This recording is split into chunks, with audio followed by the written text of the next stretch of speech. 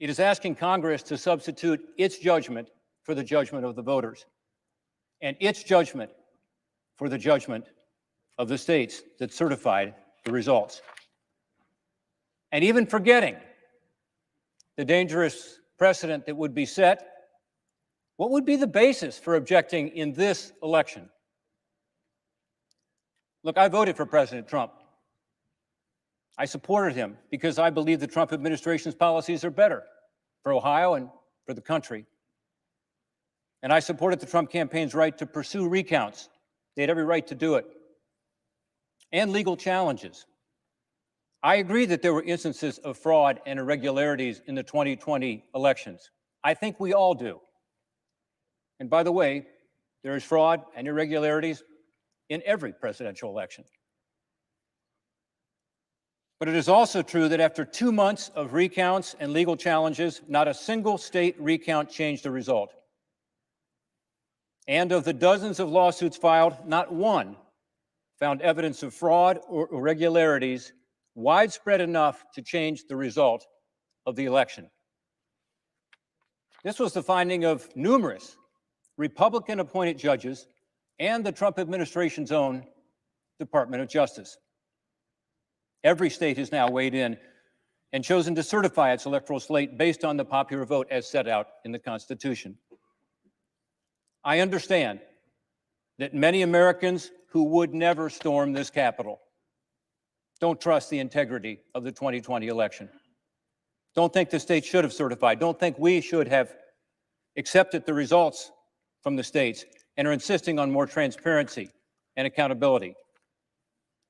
In the 2016 elections, lest we forget, many Democrats objected to the results and distrusted the election. I challenge my colleagues on both sides of the aisle to listen, but also to do our part to try to restore faith in our elections.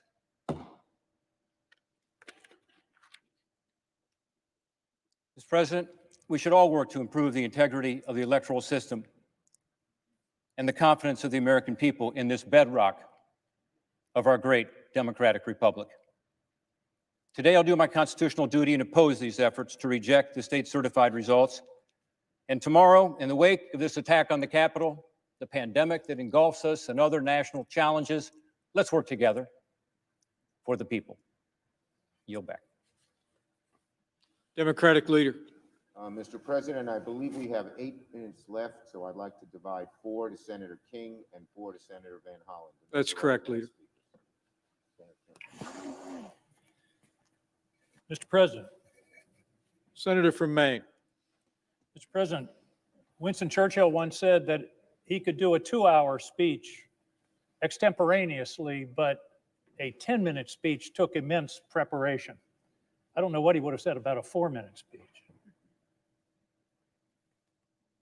We are a 240-year anomaly in world history. We think that what we have here in this country is the way it's always been. It is a very unusual form of government. The normal form of government throughout world history is dictators, kings, czars, pharaohs, warlords, tyrants. And we thought 20 years ago the march of history was toward democracy, but it is in retreat in Hungary and Turkey. Goodness knows in Russia. Democracy as we have practiced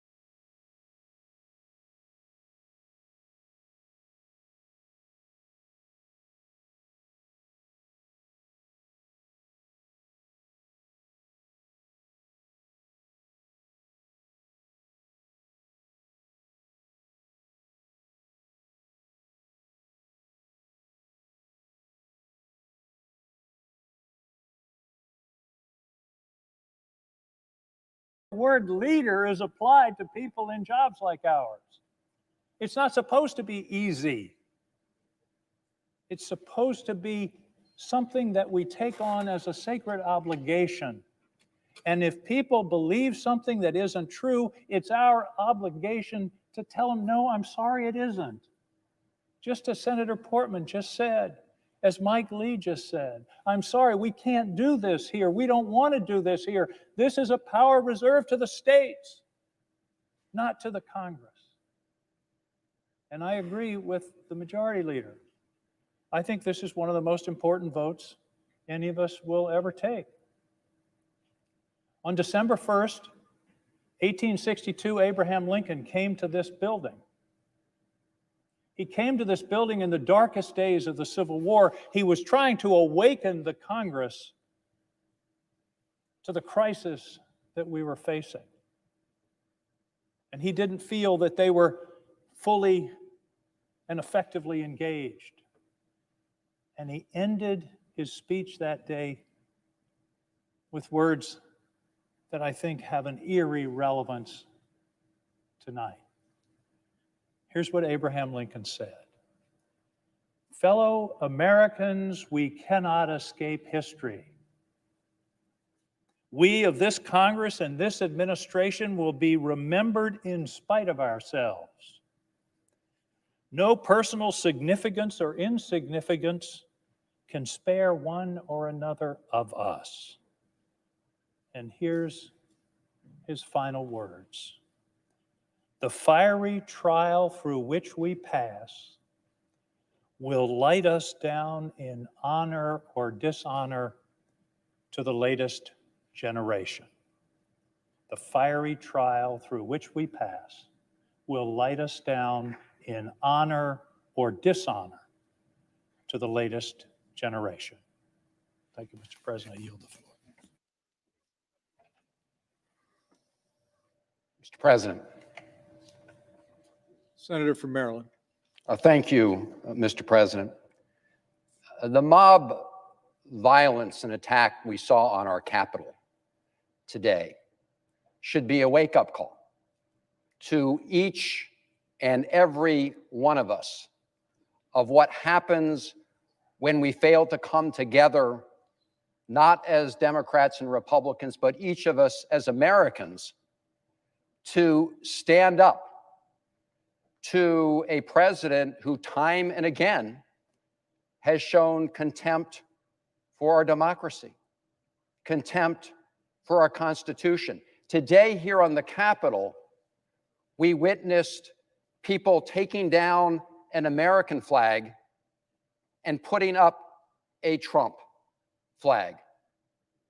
That is not democracy in the United States of America.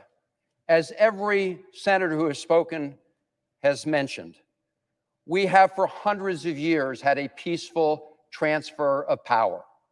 Nobody likes to lose, and supporters of the losing candidate are always disappointed. What's different this time? We all know what's different this time. We had a president who, as the senator from New Jersey said, even before a vote was cast, that if he didn't win the election, it was going to be a fraud. And every day since then has perpetrated that lie. We have a president who just today criticized very loyal vice president who is presiding right now, urging him to disregard his responsibilities under the Constitution of the United States in order to reinstall Donald Trump as president. The same person who got on the phone to the Secretary of State in Georgia and threatened him to change the results of the election. Mr. President, I read something this week I'd never thought I'd read in a newspaper in the United States of America. It was an op-ed by all the living former secretaries of defense, including Secretaries Rumsfeld, Cheney, and Mattis, warning the country about our tradition of peaceful transfer of power and that it would be inappropriate for the military to take sides. In the United States of America,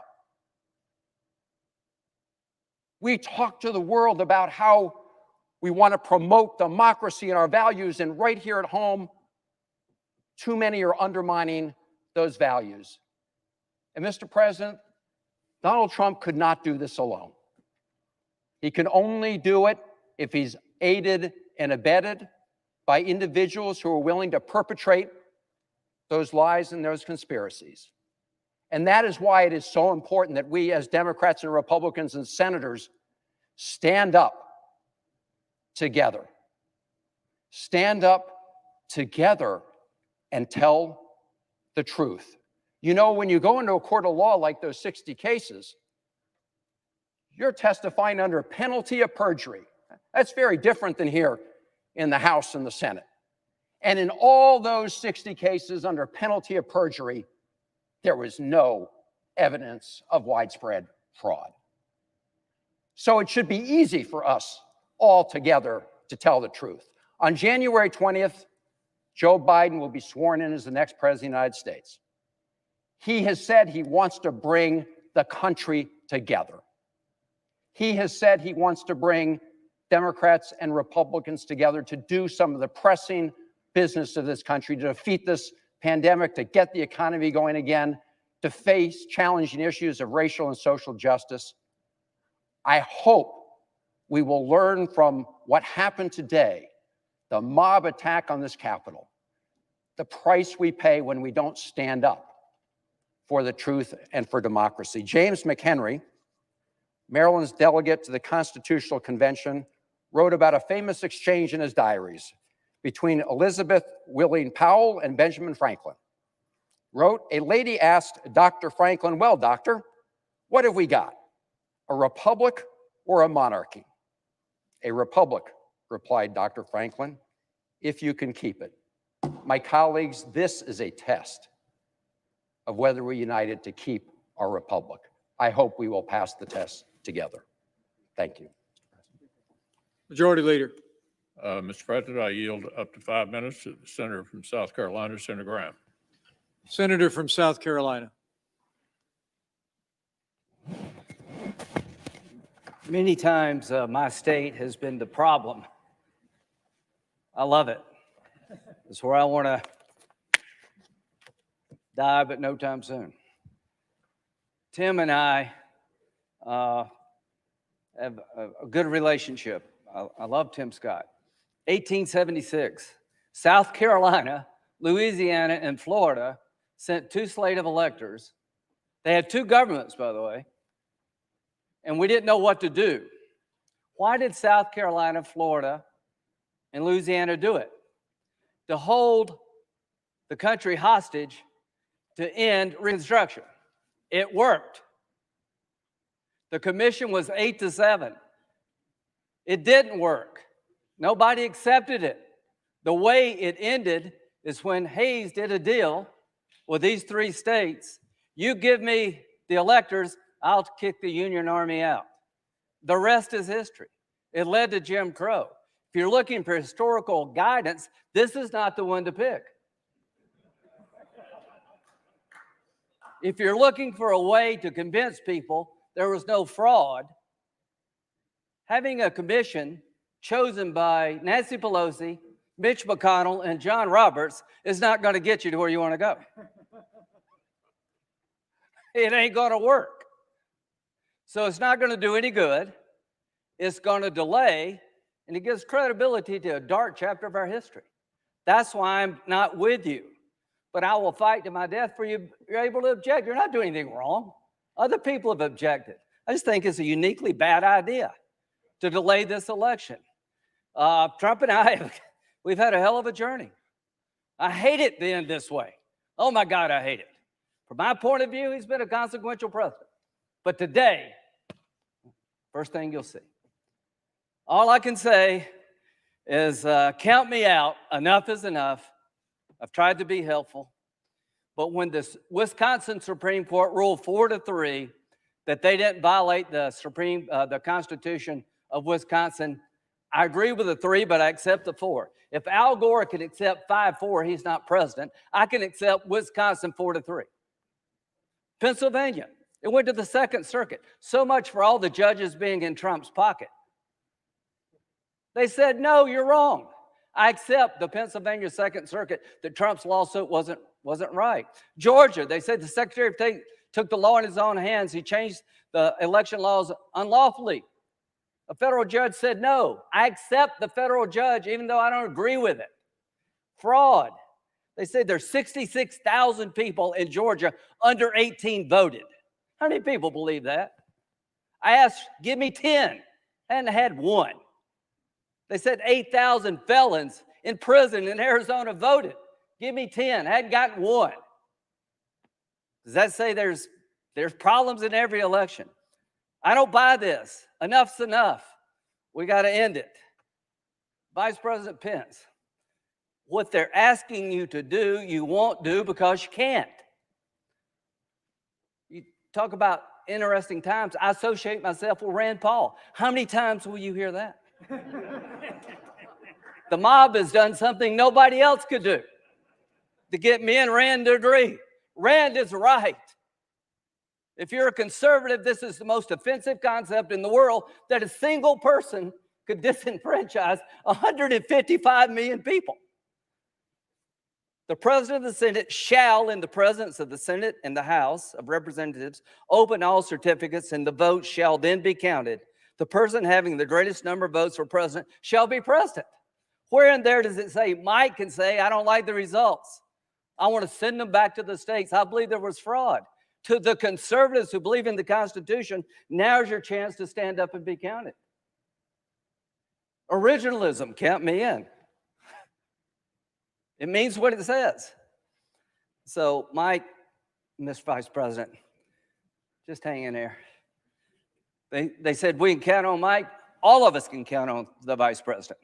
You're going to do the right thing. You're going to do the constitutional thing. You got a son who flies F-35s. You got a son-in-law who flies F-18s. They're out there flying so that we can get it right here.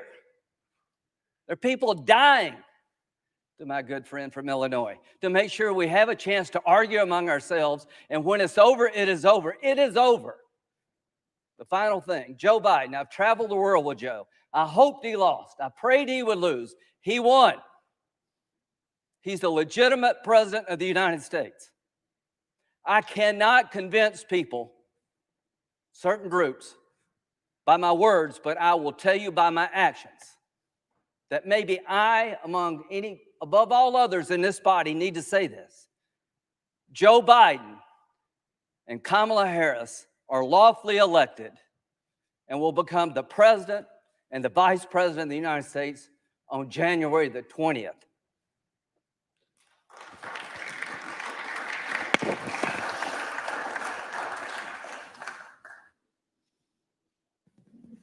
Majority Leader. Mr. President, I yield back the balance of our time. All time has expired. The question is, shall the objections submitted by the gentleman from Arizona, Mr. Gosar, and the senator from Texas, Mr. Cruz, and others be sustained?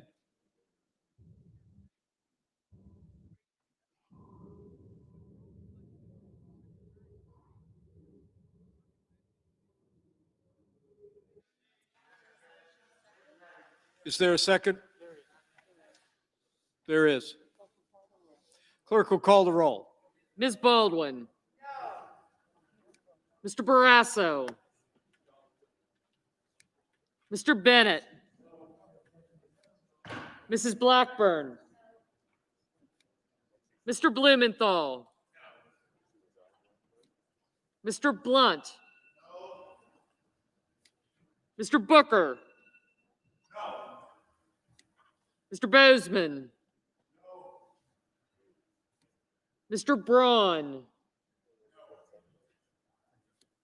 Mr. Brown. Mr. Burr. Ms. Cantwell.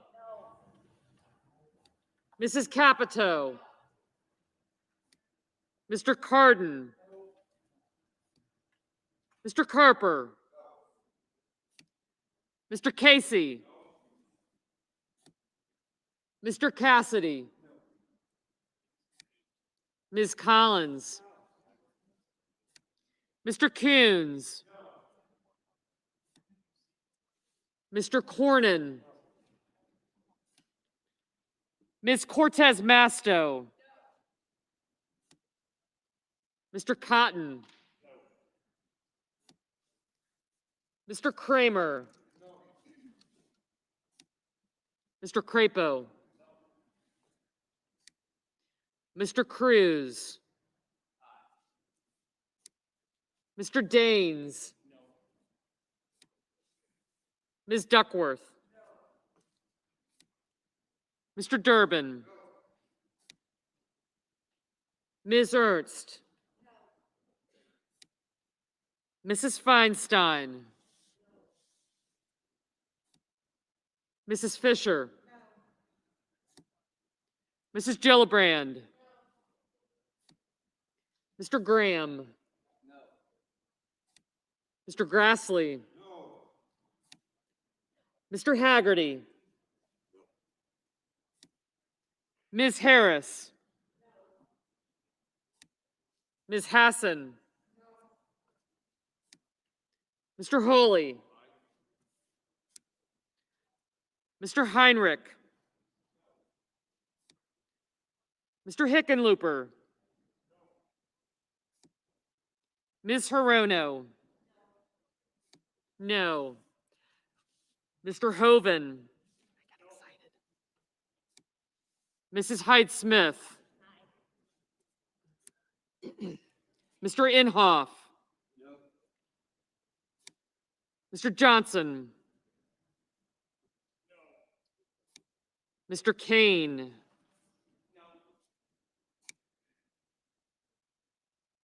Mr. Kelly,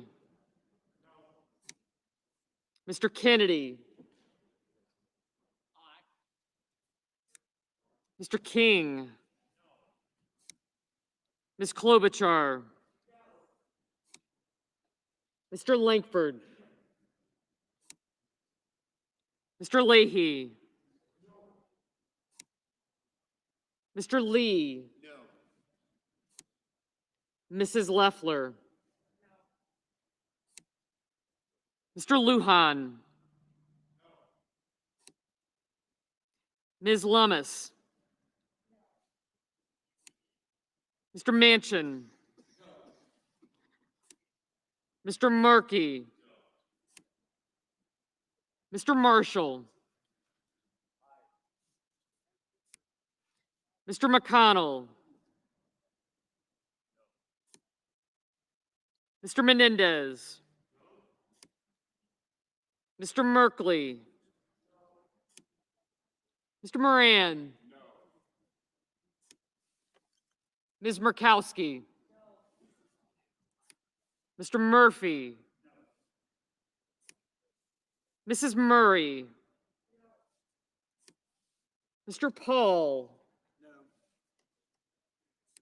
Mr. Peters, Mr. Portman, Mr. Reed, Mr. Risch, Mr. Romney, Ms. Rosen, Mr. Rounds, Mr. Rubio, Mr. Sanders, Mr. Sass, Mr. Schatz, Mr. Schumer, Mr. Scott of Florida, Mr. Scott of South Carolina, Mrs. Shaheen, Mr. Shelby, Ms. Sinema, Ms. Smith, Ms. Stabenow, Mr. Sullivan, Mr. Tester, Mr. Thune, Mr. Tillis, Mr. Toomey, Mr. Tuberville, Mr. Van Hollen, Mr. Warner, Ms. Warren, Mr. Whitehouse, Mr. Wicker, Mr. Wyden, Mr. Young,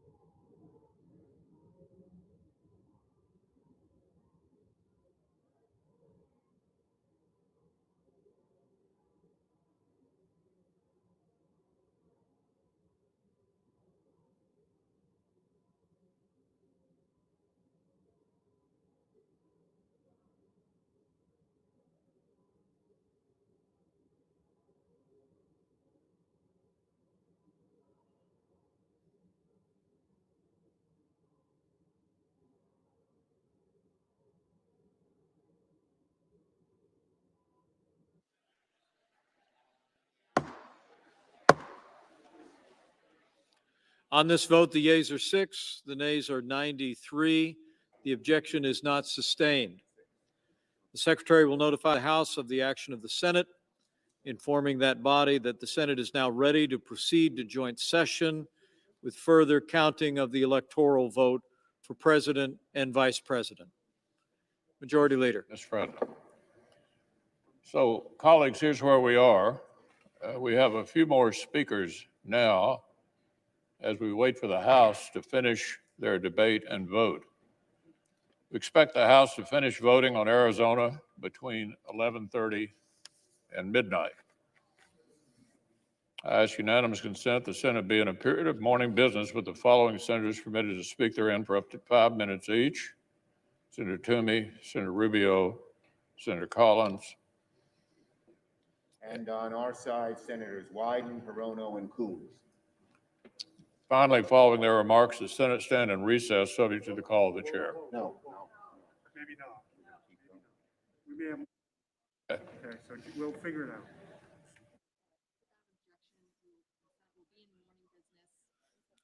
The Senate be in a period of morning business with the following senators permitted to speak therein for up to 5 minutes each: Toomey, Rubio, Collins.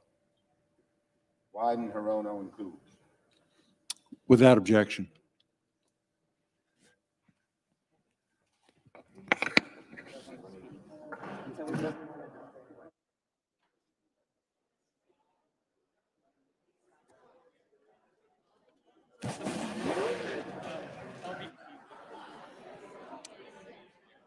Not many will.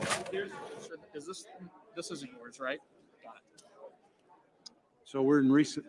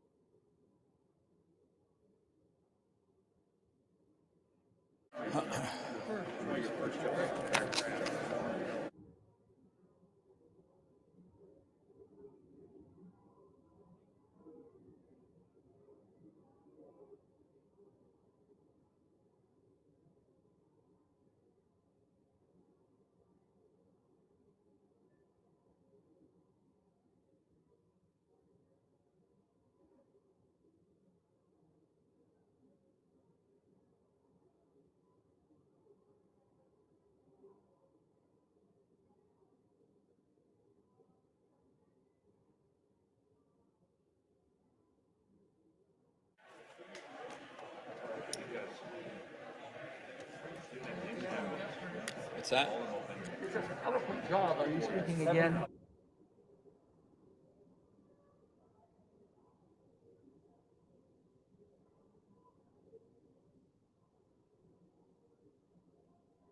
Well,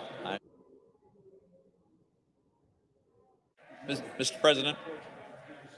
The senator from Pennsylvania. The Senate will be in order. Senate will be in order. Senate will be in order. Please take your conversations out of the chamber. Senator from Pennsylvania. Thank you very much, Mr. President, and I appreciate the indulgence of my colleagues allowing me to speak twice today, but my understanding is that later this evening, objectors will object to the certification of Pennsylvania's electoral votes because they disapprove of the process that my state used in the last election. Senator, will the senators suspend for a minute? Please take your conversations out of the chamber. The senator deserves to be heard. Senator's recognized. Thank you, Mr. President. So in light of my expectation of this objection, I rise to defend the right of my citizens, my constituents, to vote in the presidential election. And let's be clear, that's exactly what this objection is about. It's what it would do. It would overturn the results of the presidential election in Pennsylvania, and it would thereby deny Pennsylvania's voters the opportunity to even participate in the presidential election. Mr. President, even if Congress did have the constitutional responsibility to judge the worthiness of a state's election process, which it does not, rejecting Pennsylvania's electoral votes would still be wildly out of proportion to the purported offenses and very damaging to our republic. Let me go through a few facts about Pennsylvania. First, some of the objectors, and in fact, even the President of the United States this morning, have observed that the Pennsylvania Supreme Court disregarded existing law when it ruled that mail-in ballots could be counted even if they arrived up to 3 days after the election day. Now, the objectors are right about that. In my view, the Supreme Court of the United States should overturn that illegal decision. But, Mr. President, only 10,097 ballots arrived in Pennsylvania during the 3 days after the election. And those 10,097 ballots have been excluded from the vote count that resulted in President-elect Biden winning Pennsylvania by about 80,000 votes. What greater remedy could the objectors possibly want than the complete exclusion of the late arriving ballots? How could we possibly invalidate the entire Pennsylvania election over 10,000 votes that were not even included in the vote count? A second charge we heard, and the senator from Missouri alluded to it this evening, is a 2019 Pennsylvania law that allows mail-in ballots for any reason, that might violate the Pennsylvania Constitution. Well, first of all, as Senator Casey observed, this was a bipartisan law passed with nearly unanimous Republican support. Clearly, the state legislators and the governor believe it is consistent with the Pennsylvania Constitution. Secondly, this law was not challenged when it was passed. It wasn't challenged when it was applied during the June primary election. It was only challenged after President Trump lost the general election. But 2.6 million Pennsylvanians voted by mail-in ballot in the general election. Over 37% of Pennsylvania voters in good faith relied on a law to cast their votes as they had done previously. Now, I understand you can make a theoretical argument about whether this is consistent with Pennsylvania's Constitution, and that needs to be resolved for future elections. But because of this constitutional question that some people have, the objectors want to prevent Pennsylvania voters from participating in the presidential election entirely. That would be an outrageous remedy to this purported offense. A third charge we've heard is that Pennsylvania officials did not properly implement Pennsylvania election law in a variety of other ways. But the Trump campaign has shown that many of these issues have, well, first of all, none of these issues would have changed the election outcome, but more importantly, the campaign had many opportunities of which it availed itself to litigate these issues. They did time and again, and they lost repeatedly, often in unanimous bipartisan decisions. Now, some of the objectors also cite Congress's own failure to investigate allegations of election irregularities, and that's their justification for refusing to certify the election results. But the allegations of election irregularities and fraud have been investigated. They've been adjudicated. They were adjudicated in the states in which they're alleged to have occurred. Now, in Pennsylvania, the Trump campaign took their case of election irregularities into the courtroom of Judge Matthew Brand of the Federal District Court. Judge Brand is a conservative Republican Federalist Society member. And here's what he said about the Trump campaign case, and I quote, "This court has been presented with strained legal arguments without merit and speculative accusations unsupported by evidence. In the United States of America, this cannot justify the disenfranchisement of a single voter, let alone all the voters of the sixth most populated state." End quote. So the campaign then appealed Judge Brand's decision to the Third Circuit, and they drew a 3-judge panel, all Republican appointed judges, one appointed by President Trump. The panel concurred with Judge Brand. Mr. President, certainly there were irregularities in this election. There always are. But there's no evidence of significant fraud, conspiracies, or even significant anomalies that cast any serious doubt on who actually won the election. And you know, one of the ways you can tell is look at the big picture in Pennsylvania. Look at what happened. In 2016, President Trump won Pennsylvania by 0.8%. In 2020, he lost Pennsylvania by a little over 1%. Now, is there anything at all that's implausible or surprising about a 2% change in the election outcome? Relative to 2016, in Pennsylvania, the president lost a little ground in most of the rural counties he had carried. He lost a lot of ground in the big suburban counties, and he slightly narrowed his large loss in Philadelphia. There's no surprises here. This reflects a pattern that occurred all across the country. My colleagues, as I've said, it is not our responsibility to sit in judgment of state election procedures in the first place. But if it were, there would not be nearly sufficient reason to deny my constituents their right to participate in this presidential election. Mr. President, Joe Biden won the election. That's not what I had hoped for, but that's what happened. It was an honest victory, with the usual minor irregularities that occur in most elections. We witnessed today the damage that can result when men in power and responsibility refuse to acknowledge the truth. We saw bloodshed because the demagogue chose to spread falsehoods and sow distrust of his own fellow Americans. Let's not abet such deception. Let's reject this motion.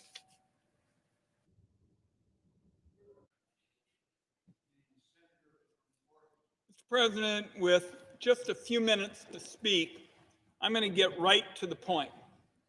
Gunfire in the halls here, IEDs on the Capitol grounds. I will say to my colleagues, I've been stunned that with the domestic terrorists roaming the halls just a few hours ago, I've been stunned that this debate is actually going forward. And that's because, colleagues, this is a fake debate on electoral certification. That's because it lends credibility to the bogus idea that the Congress can actually toss out the results of the election.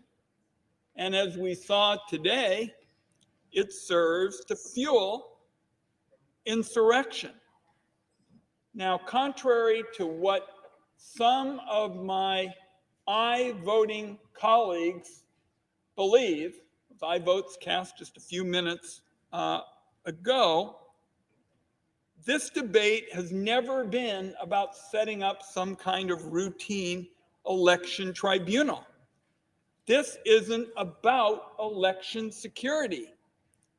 If the Republican majority for the last 2 years had actually been interested in election security, they would not have worked relentlessly to block my legislation to secure our 2020 elections with hand-marked paper ballots and post-election security audits. By the way, those are the kinds of approaches that are part of the Oregon system, where for 25 years we voted by mail. I'm the nation's first mail-in United States senator. The second, and I see my colleagues from Maine and Alaska here because they're very fond of him like I was, Gordon Smith, a Republican, was the second mail-in United States senator in our country. That's because we do the job right. It's efficient. Our late Republican Secretary of State, Dennis Richardson, actually told President Trump there was no evidence of fraud. So if Republicans had been interested over the last 2 years in actually working with me and colleagues on both sides of the aisle and secretaries of state, we could have had an approach that would have empowered the Oregon idea to go national. Instead, we're now debating tonight idea of a discussion grounded in total fiction, brewed in cauldrons of conspiracies online. These colleagues are fever dreams laundered by people with election certificates and real power. And I will tell you, it's been painful to watch colleagues sidle up to some of those conspiracies that would inflict so much damage to the American experiment.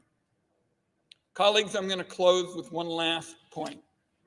We saw today an effort by domestic terrorists to try to punch our democracy to the ground, to the ropes. And I'm going to close by simply saying something that hadn't been said tonight, and that is Donald Trump can do enormous damage to our country in the next 2 weeks. In the next 2 weeks, colleagues, Donald Trump can do enormous damage to our wonderful country. This afternoon, I don't know if my colleagues saw it, the National Association of Manufacturers, another organization with thousands of businesses, thousands of companies, and not exactly a left-wing outfit. They called for moving forward with the 25th Amendment. All over the news already, colleagues, this afternoon, the National Association of Manufacturers. That's what we're seeing in our country with respect to the fear of Americans having watched what happened here. So I'm just going to close by way of saying, I believe that for the next 2 weeks, we have an enormous responsibility to watchdog Donald Trump day in and day out, to do everything possible to prevent the kind of abuses that we saw today, where an American lost her life. And we saw the fear among our citizens at what went on. Let's do everything we can as leaders, Democrats and Republicans, to make sure in the next 2 weeks, Donald Trump's abuses are checked. We do everything we can to protect this wonderful nation of ours. Mr. President, I yield the floor.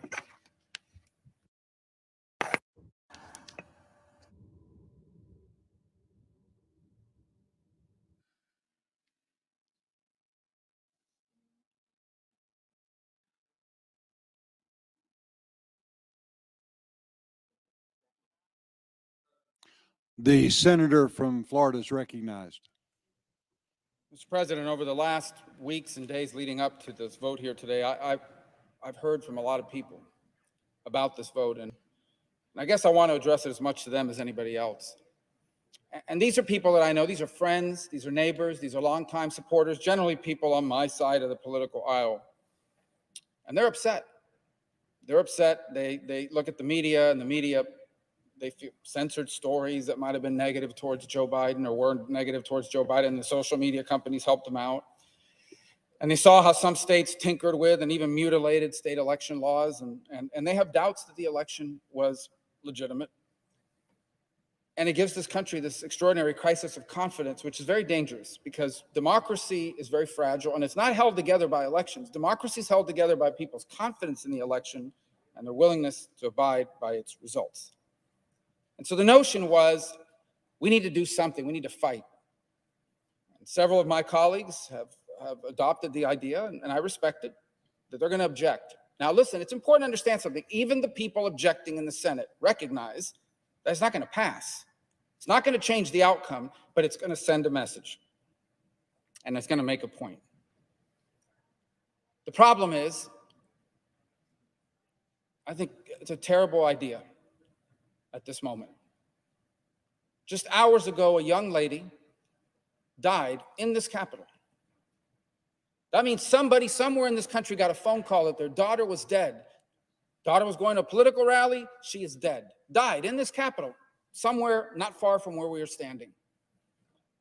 We had police officers, the men and women that we walk by every single day that guard the doors and we say hello to, out there with riot gear, getting spit on and attacked. Today, not 10 weeks ago, just a few hours ago.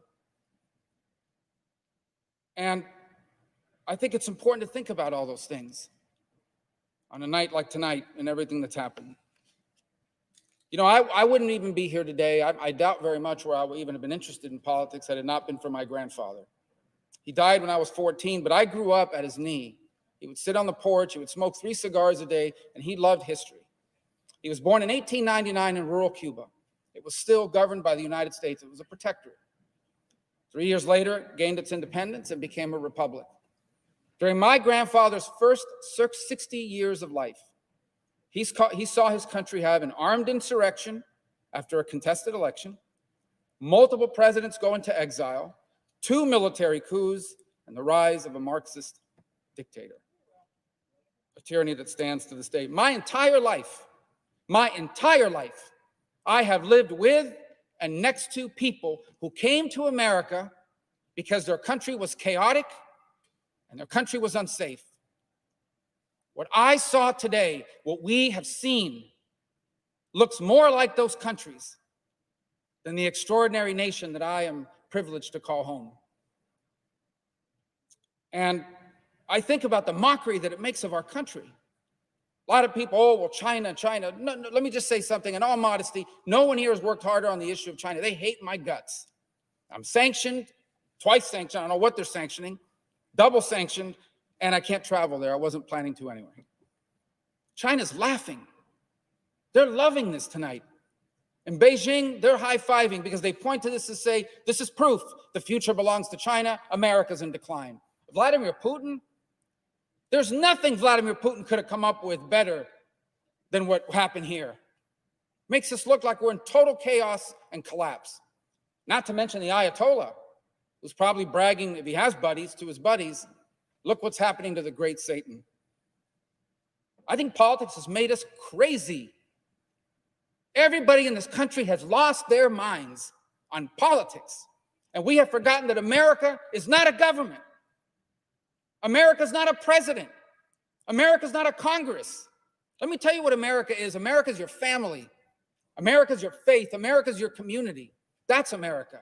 That's what our adversaries don't understand, and that's what we need to remember. That is how we're going to rebuild this country and turn the page and have a future even brighter than our past. And so that's why I feel so strongly about this, and why I hope those who disagree with me will understand. I yield the floor.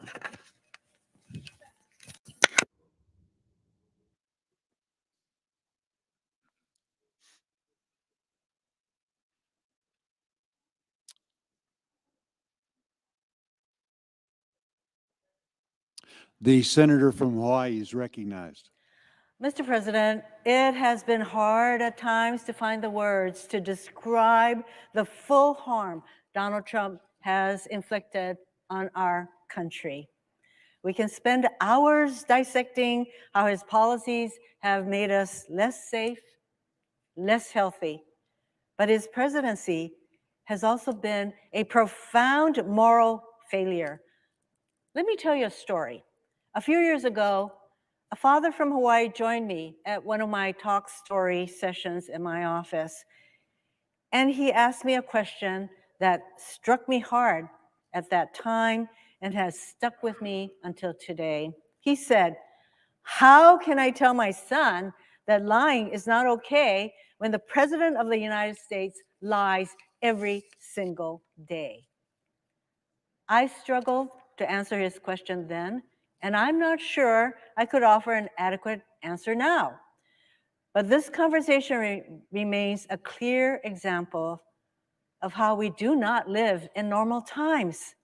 How is it normal as we and the world watched in horror as an angry mob stormed the United States Capitol? Blood was shed, people were hurt, vandalism occurred.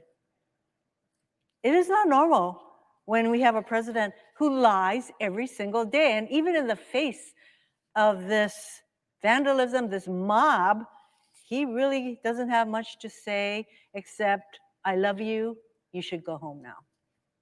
It's not normal when in the middle of a pandemic that has claimed the lives of over 350,000 Americans, which is nearly the combined population of the islands of Maui and the Big Island, we have a president who only seems to care about spreading conspiracies to undermine confidence in our elections and our democracy. And it's not normal when duly elected senators who took an oath to uphold the Constitution pull a stunt to try and nullify millions of votes in 6 states so that Donald Trump can remain president. I call this effort a stunt because it is doomed to fail.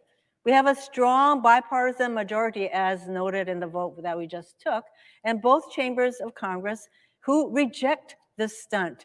And courts have ruled against Trump and his allies in more than 60 cases. So whenever this farce ends, the result will be the same. Donald Trump will have lost the election, and Joe Biden will become the 46th president of the United States.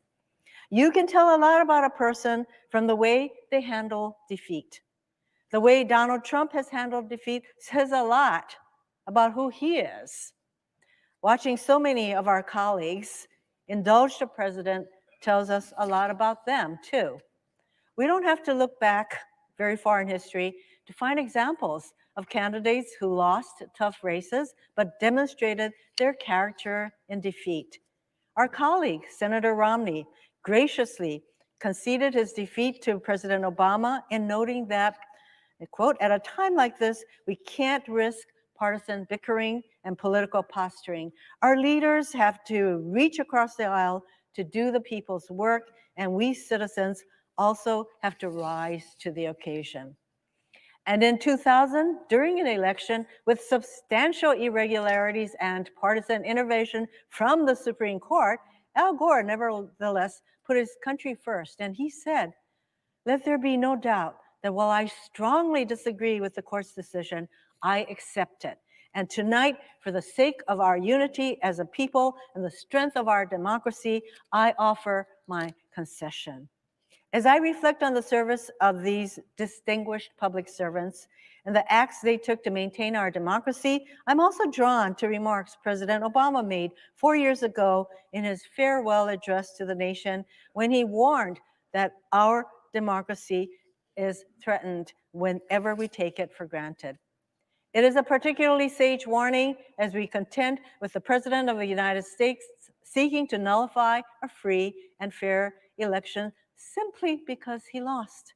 We have to stand up, speak out, and fight back because our democracy itself is at stake. American democracy has endured over the centuries in large part because our institutions serve as guardrails to keep us from going over the cliff. As elected officials, we can strengthen these guardrails by listening to our own conscience in moments of peril, by having what our friend John Lewis called an executive session with myself. Before making a big decision, John would say, listen, self, this is what you must do. This is where you must go. Today, we can follow John's example. Listen to our conscience. Stand up for our Constitution and do what's right. I yield the floor.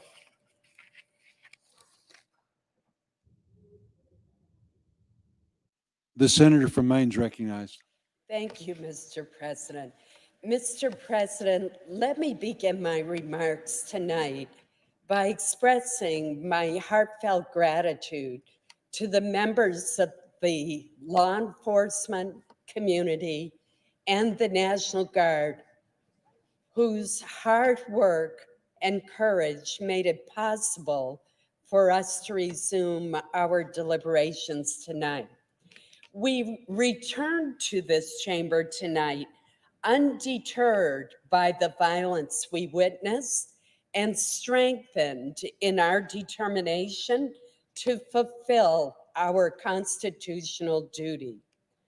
Mr. President, The Constitution is the foundation of our American democracy, and the Constitution is what must guide our decisions on the presidential election. The process the Constitution sets forth for electing presidents through the Electoral College is straightforward. The people vote. Electors are chosen. The electors vote. Then Congress counts the electors' votes. That final step in the process is why we have convened today. Counting the votes of the electors, a function that the 12th Amendment assigns to Congress, is an administrative and largely ceremonial act. Our job is simply to count the votes certified by each state, nothing more. We should not attempt to usurp the roles of the voters, the states, or the Electoral College. Mr. President, the American people have done their job, turning out in record numbers to vote in the midst of a frightening pandemic. Indeed, as a percentage of the voting eligible population, the turnout was the highest in 120 years. Similarly, in the midst of this pandemic, hundreds of election officials and volunteers have done their job, staffing polling places and faithfully counting and often recounting votes. The states have done their job by certifying the election results. Now, Mr. President, I've heard the proponents of these objections raise questions about whether the various states conducted their elections properly.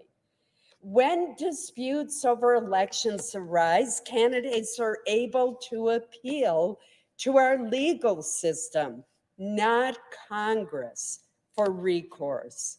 In the 2 months since the 2020 election, the president's lawyers and allies have had the opportunity to make their arguments and challenge election results before the courts.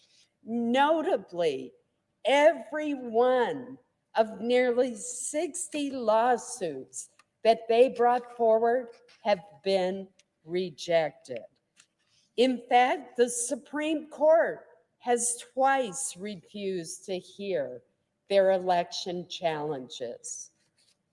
Mr. President, we must abide by these rulings. The time has now come for Congress to do its job.